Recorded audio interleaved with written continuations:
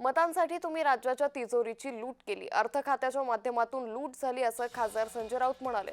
अजित पवारांनी अर्थ खात्याचा राजीनामा द्यावा अशी मागणी देखील यावेळी खासदार संजय राऊतांनी केली आहे।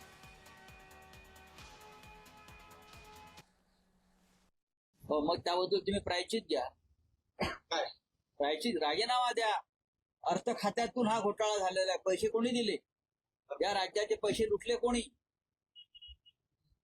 या राज्याचे पैसे तुम्ही लुटू दिले, लाडक्या बहिणींनी नाही तर लाडक्या भावांनी नावं बदलून महिलांची आपली स्वतःची नावं बदलून हा लाभ घेतलेला आहे। हजारो कोटी रुपयांचा, शेकडो कोटी रुपयांचा सरकारी कर्मचाऱ्यांनी हा लाभ घेतला आणि तुम्ही तो घेऊ दिला, तुम्ही छाननी केली नाही। तुम्हाला माहिती आहे, पण तुम्हाला मतं पाहिजे होती आणि अर्थ खात्याच्या माध्यमातून ही लूट झाली संपूर्ण।